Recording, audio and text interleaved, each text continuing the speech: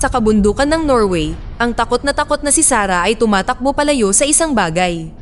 Nang wala siyang marinig na kahit ano ay huminto siya para huminga, ngunit may halimaw na lumitaw malapit sa kanya kaya kailangan niyang magsimulang tumakbo muli.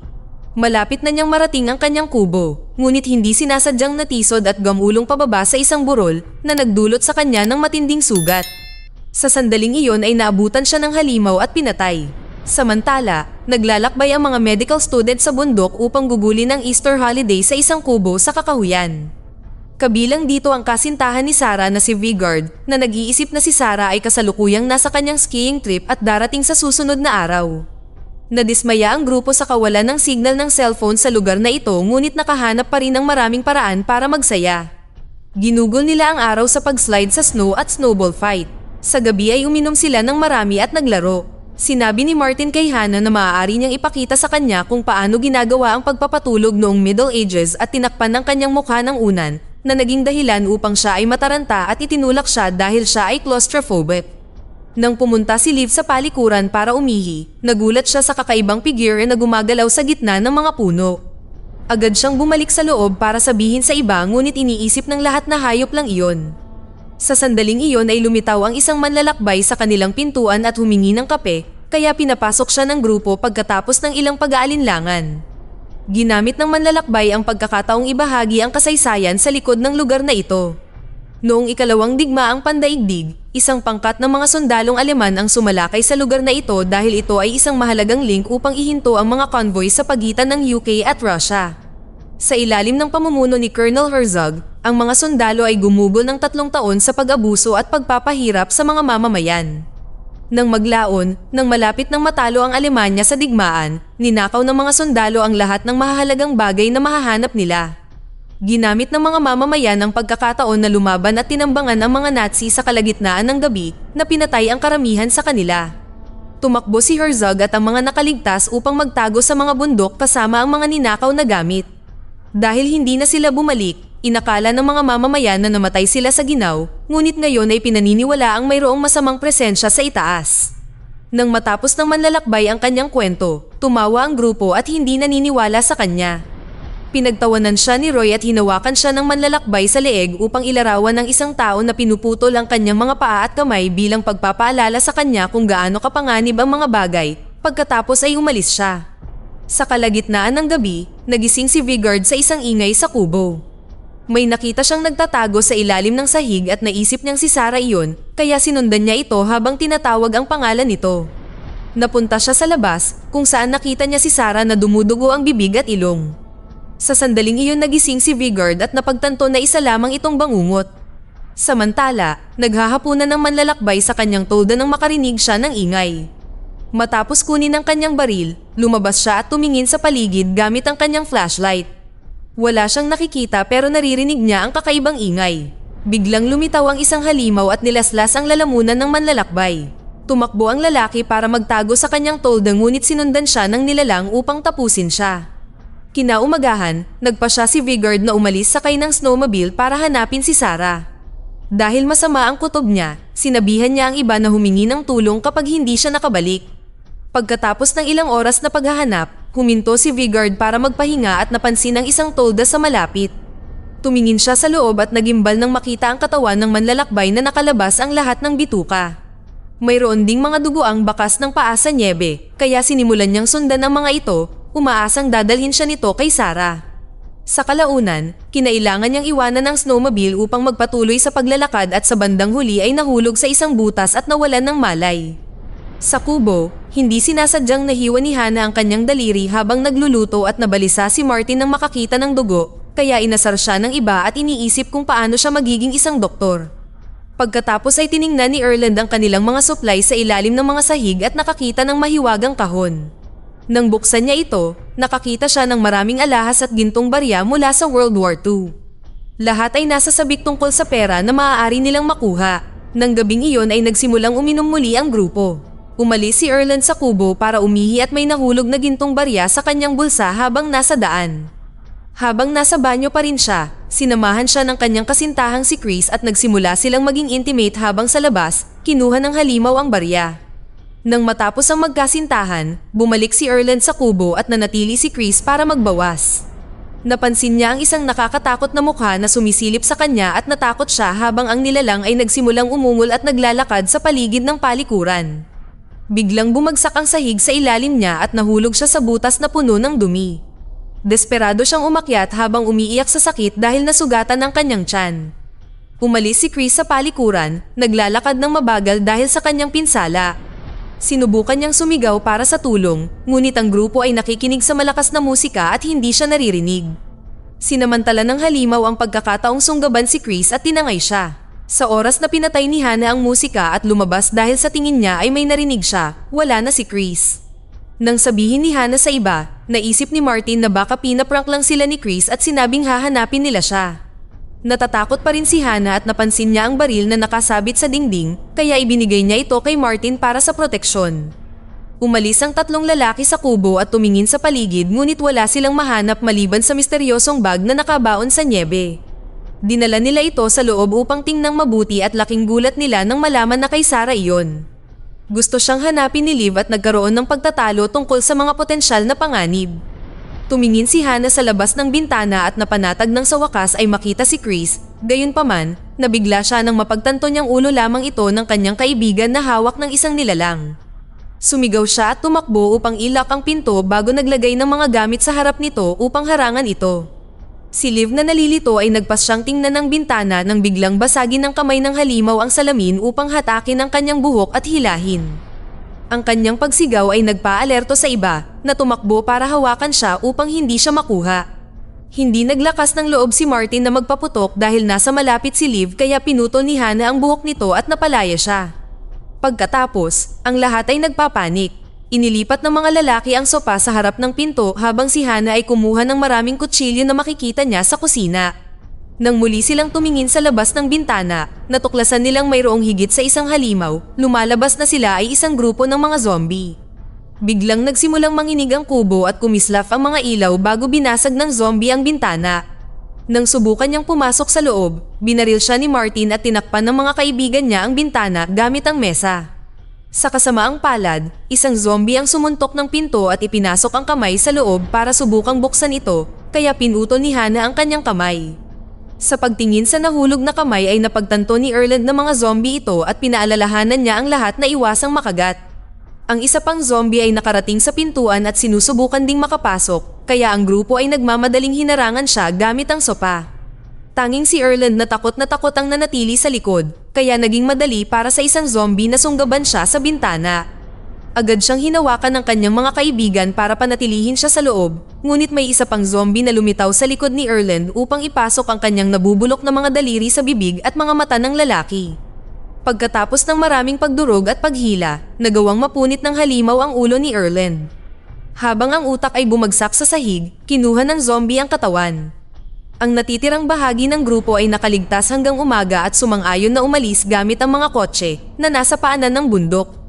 Lumabas sina Roy at Martin at nagsimulang magingay para maging pain habang sina Liv at Hana ay lumabas para hanapin ang mga sasakyan.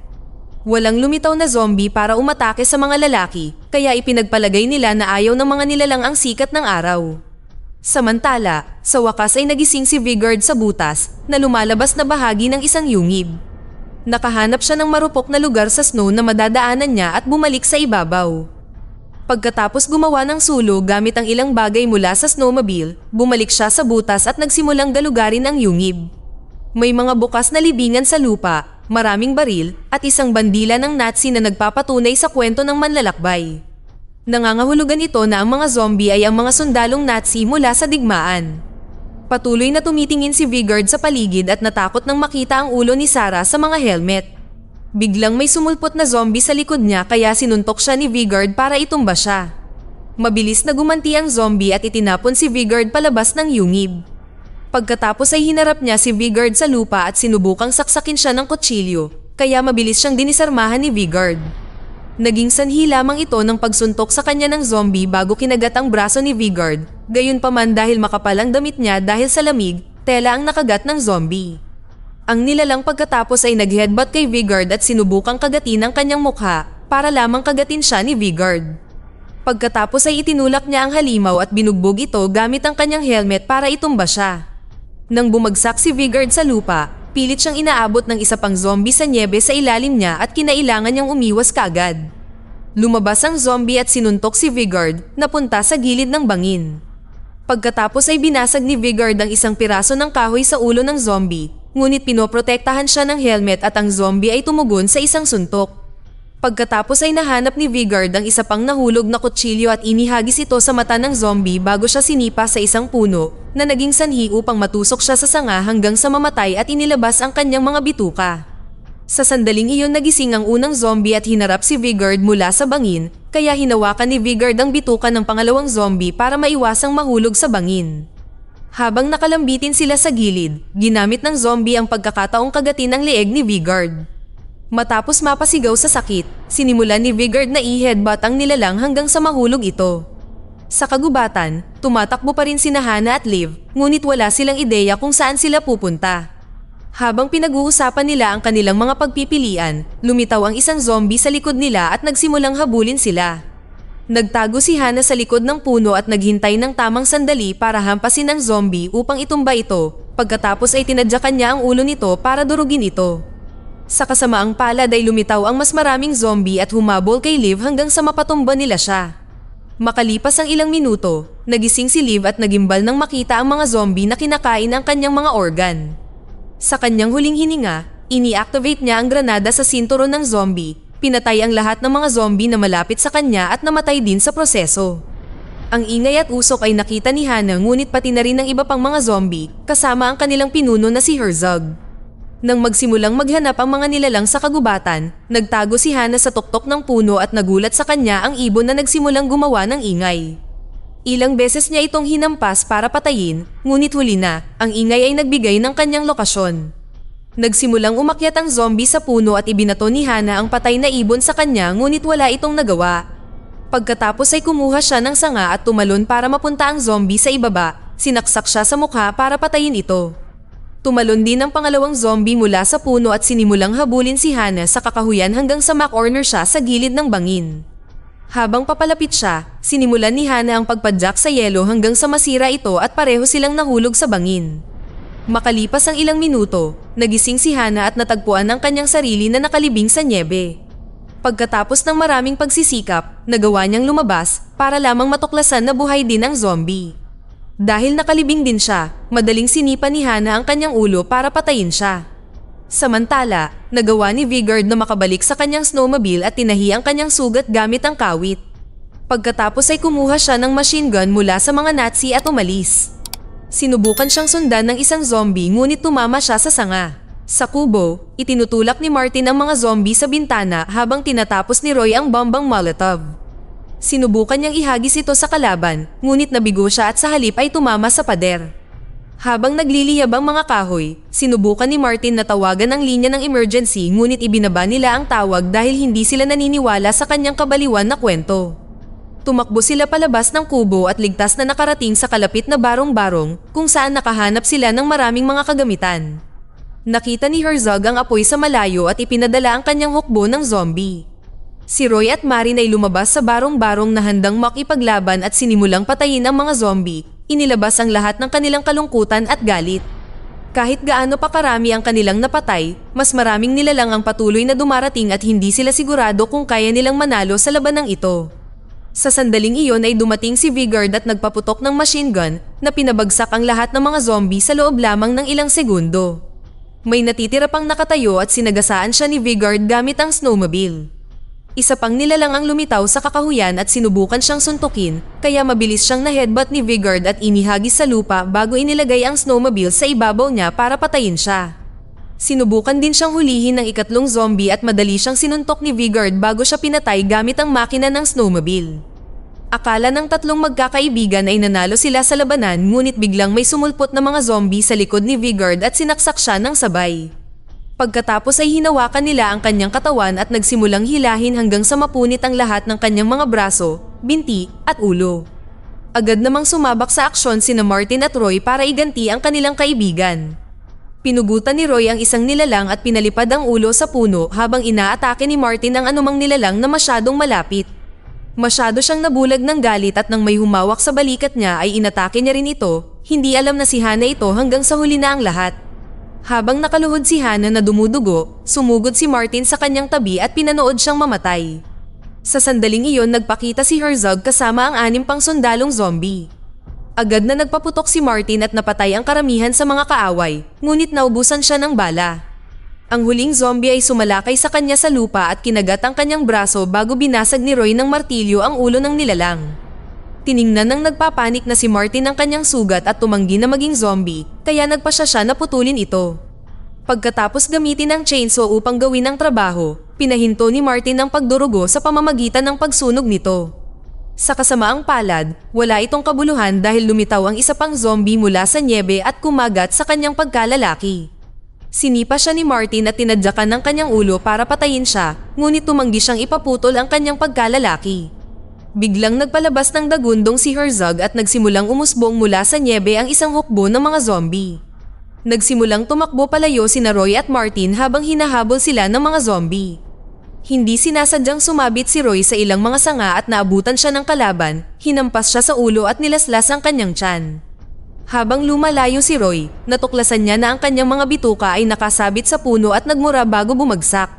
Lumapit si Herzog upang kunin ang relo mula sa katawan ni Roy, kaya napagtanto ni Martin na gusto lang niyang kunin ang lumang kayamanan.